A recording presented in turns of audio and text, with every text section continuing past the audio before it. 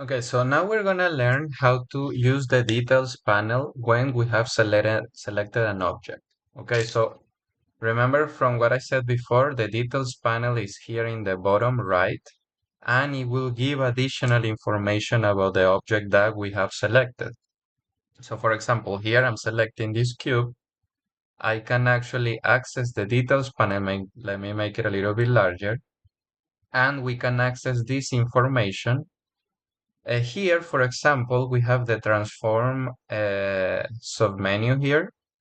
This is another way that we can change the location, rotation, and scale of the object. So we don't necessarily have to do it through this little menu here. We don't have to necessarily use the arrows.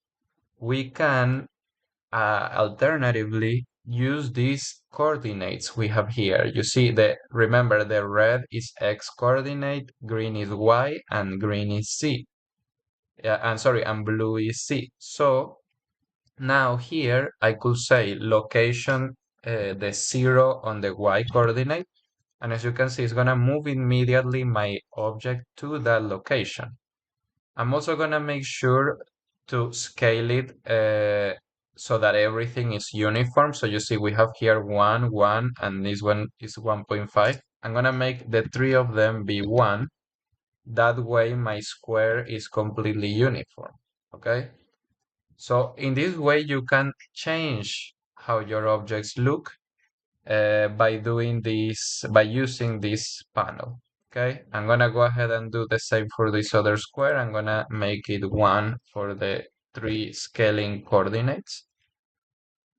And then I think this is kind of good enough for now to showcase how you can move around using the panel. On the panel, we have also other things such as static mesh and materials. But static mesh and materials are concepts that I want to cover more on the next unit about actors. So I'm not going to go too in depth with that, but remember that you can also access those two things here from the details panel, okay?